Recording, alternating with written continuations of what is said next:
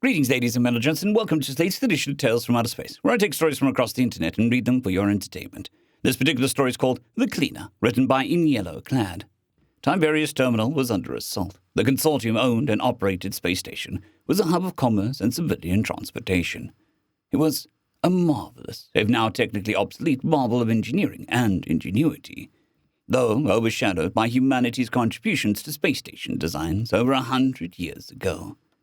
It was also a vault station.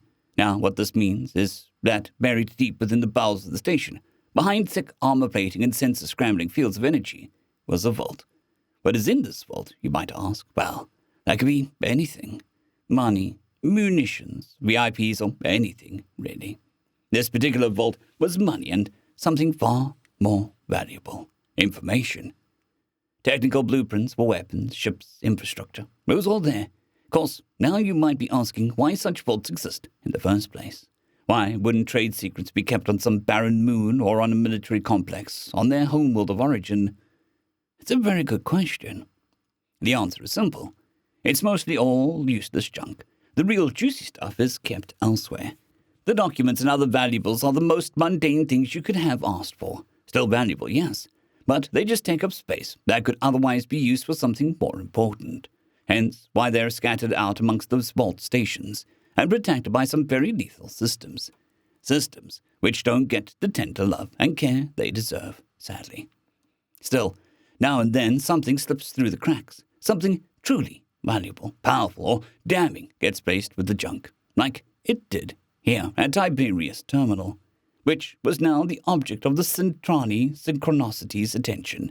They wanted what was inside the vault, and they didn't care who they had to kill in order to get it. Of course, to openly attack a station owned by the consortium would be enough provocation for open war, which they most certainly did not want. However, a simple gang of pirates and ruffians taking the station, pillaging it, and getting swept up by the Centrani battle group would not be a cause for alarm or war. In fact, they'd probably get some sort of praise for the timely arrival of their forces to liberate the station from pirate control. Aknuk scampered through the halls, waving his weapon around to terrify the civilians that had been caught by surprise thanks to the sudden raid. He is an Isu, a vaguely insectoid species of minimal intelligence. Most don't rise to become anything more than criminals, as they are very impressionable and tend to follow the smarter species without even a complaint. Of course, their limited intelligence resulted in their superiors having to give them very precise yet simple orders. So otherwise they were guaranteed to make some terrible mistakes or misinterpret their orders. "Everyone in the shops, go, go, go!" Aknuk chittered, waving his gun around. The people scattered, doing as he commanded, and boy did that feel good to him, but in a simple way. It also made his peers feel good, his fellow Isu squadmates chittering with glee that for once they got to be the bosses. That is, till the actual boss showed up. Now, Isu traditionally all average around 7 feet tall between both sexes, but the species that commanded the Isu tend to stand around 9 feet tall. This species, the Zeki, brutal, mean, ill-tempered, and generally unpleasant avians that really do just hate everyone, but have some vague code of honor, so they don't just go around beating people up without provocation, even if that's what they really rather be doing. "Aknuk, move to the lower levels and secure the civilians like you did here. Be thorough," the avian said. "One reportee." Aknuk nodded, chittering his understanding, and led his squad away. The avian, grumbling about mindless idiots, was something. Much as he had on the upper levels, Aknuk started waving his gun around, even firing it a few times to get people moving a bit faster. All of them fled, save one. A janitor who had some heavy-duty earbuds that cancelled out all noise, save any emergency broadcast that might be made. Softly bobbing his head to the music only he could hear, the man, a human as Aknuk observed, continued mopping the floor, leaving the dirty metal plating shining and slightly damp. Aknuk squinted, then scuttled up to the human, who he was pleased to see he loomed over, and tapped him on the shoulder with his gun. The human turned his head, first looked at the gun, then up at Aknuk. Up close, Aknuk was better able to observe the human, and what a human they were. Tall, for their kind, somewhat muscular and sporting several cybernetic augmentations that were clearly visible to the naked eye in the form of simple yet durable robotic arm, leg, and eye/cranial augmentations. They also sported a well-kept beard, slightly shaggy hair, and a gruff yet approachable expression. "Yeah," the human said, clearly not all that fazed by the gun-wielding alien standing before him. "Get in the room and stay there, or there'll be trouble," Aknok said, to which the human just rolled his eyes. "No thanks, I got work to do. Mind the floor, would you? It's wet," he said, and went back to mopping. Aknok was confused. Normally, even a human would be more than happy to cooperate with gun-toting folk, so why wasn't this one? Aknok tapped him on the shoulder again, and this time the human sighed, head tilting back enough to reveal a simple-looking tattoo that was partially obscured by the collar of his jumpsuit. From what Aknok could see, it was of a planet with several stars around it, set before an anchor with a human bird of prey over it all. "Listen, buddy, I got this floor, a mess in one of the restrooms to clean up, and 2 more floors to do before my end of shift. So, could you please just leave me alone and go harass someone else?" the human said, his patience clearly wearing thin. But Aknok had been given an order, and thus would be sure to carry it out to the letter. "No, get in the room and stay there, or there'll be trouble." The gun started to charge up, making the distinctive whining sound. The human glanced at it, and he could see gears turning behind those eyes before the shoulder slumped, and he let out an exasperated sigh.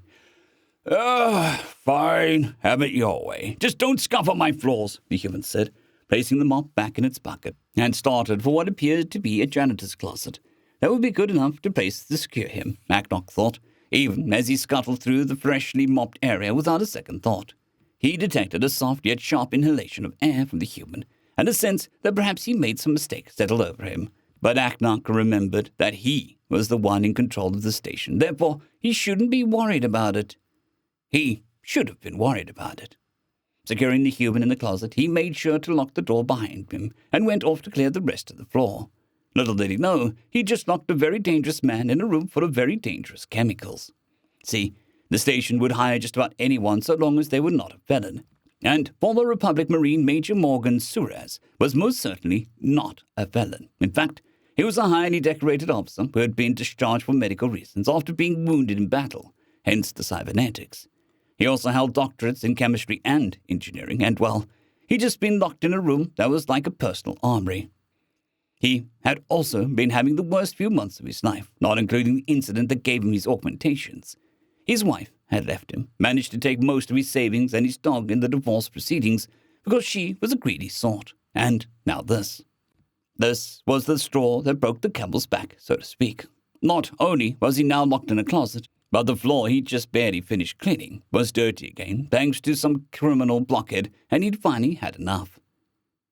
20 minutes or so later, after much grumbling, the door to the closet started to shudder as the metal fist slammed into it. There were several thugs sitting around the area when this happened, which resulted in them jumping to their feet when the door started to shudder and bulge as blow after blow fell upon it. Then finally, it was torn clear off its tracks and sent spinning into the far wall as a very angry Marine stepped out. At first, they were terrified of the human, till they realized that the big weapon he wielded was little more than a pressure washer. That's when the laughter started, but it didn't last long. A click of a button turned on the pilot light at the end of the nozzle, and the human grinned in a malicious sort of way. "Been hankering for some barbecue. Care to join me?" he said, and pulled the trigger. Liquid fire spewed from the nozzle, and soon that laughter turned into cries of alarm, fear, and agony as he cooked them alive. When they had fallen silent, he moved on, eager to clean the station up for good. Aknok did not know of this development, neither did his superiors, till someone screamed over the comms about a flamethrower-wielding human, a scream which suddenly became far shriller. By then, it was much too late to get any sort of further explanation on the matter, though the human with the flamethrower was pretty descriptive as it stood. It was a problem none of them had been expecting, nor was it one they particularly wanted to deal with either. After all, humans were a menace on the battlefield, especially when handed weapons such as flamethrowers or other chemical spewers. How a human had managed to smuggle such a devastating weapon onto the station was not a thing that they were willing to uncover at this time, and so they started to work a bit faster in the hope that they could avoid the human. Morgan, however, had other ideas. Turning a corner, he found himself face to face with a barricade, one that was manned, though the defenders were about 20 or so feet behind it. Knowing the station layout as he did, he knew that there was no easy or quick way to bypass the barricade, which meant he'd have to go through it. Now, the pirates had little evidence to the contrary that suggested he actually be able to do that. They may not be the best pirates in the galaxy, but they knew how to build a barricade with what was on hand. Except they never had one of their barricades stand up and the sheer determination of a human before, let alone one with a penchant for demolitions. Whistling some tune from his homeland, a folk song he couldn't quite remember the name of, he reached into one of the cabin-like pouches that sat on his belt and drew forth a brick that had been hastily made but was sure to do the job.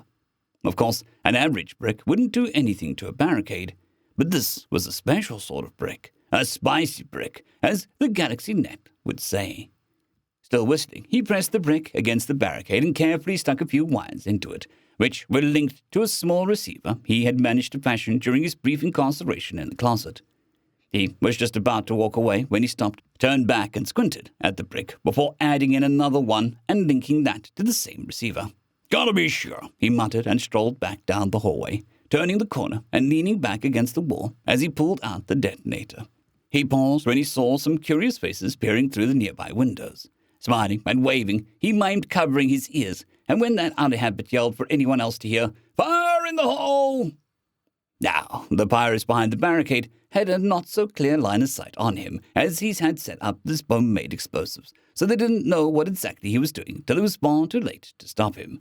And when he yelled, that only added more confusion to the mix. "Fire in the hole? There is no hole here, and it does not contain fire either," one of them said softly, just before the barricade was removed from this plane of existence. The sound was deafening, and within the confines of the station it traveled quite the distance, just far enough for the big boss to hear it. Through the smoke and residual flames stepped Morgan, surveying the scene quickly. Those few pirates had survived the blast and subsequent wall of shrapnel, lifted their heads and weapons slowly, unable to focus on it properly. "Hola, pendejos. Has oído hablar de mi buen amigo Napalm?" He spoke with a near maniacal grin on his face and pulled the trigger. If they hadn't met his friend Napalm before, they sure did now. Not that they'd known, that's what they said. Their translators didn't come with Spanish installed.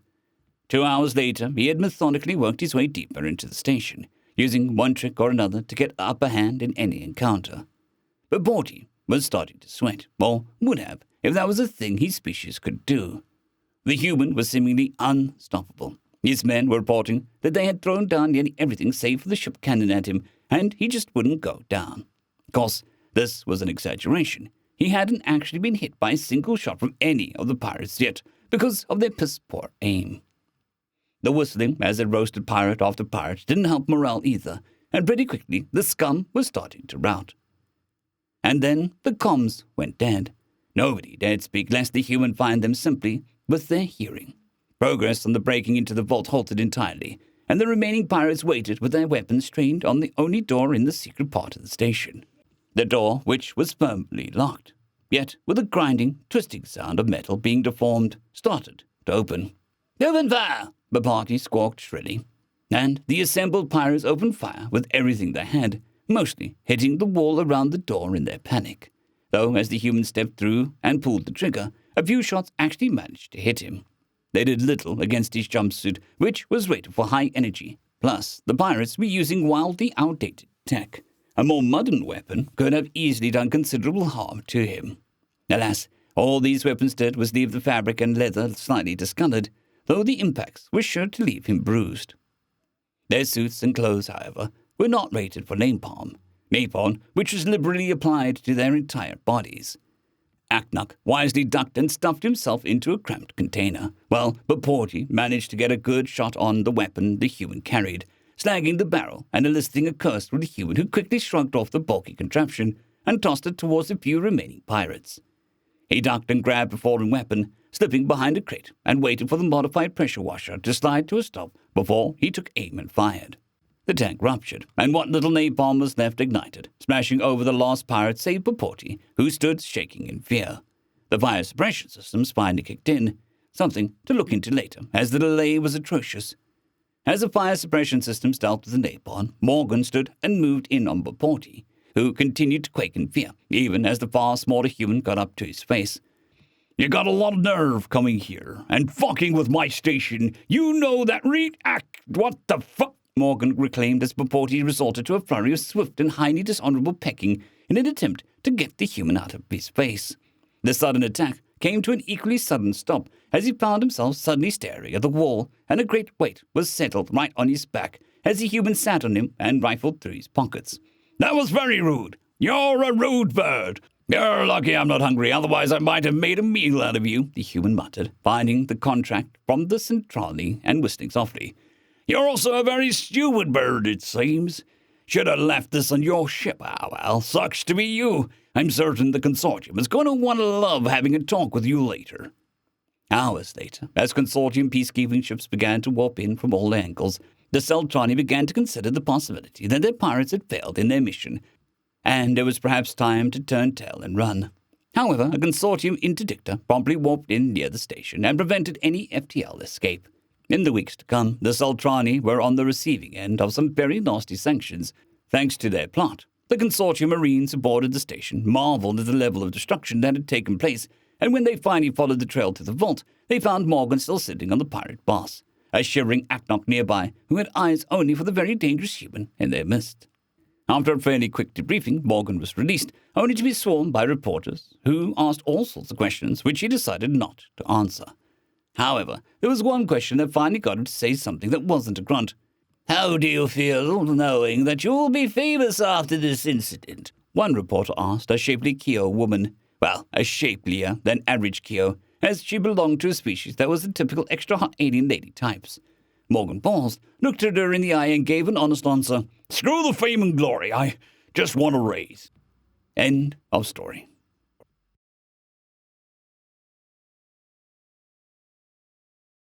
I'd greatly like to thank our Tier 5 channel members, Casper Arnholt, John Creighton, Manatharia, 050, Dragzoon WRE, and Elijah Silvercross. Thank you very much.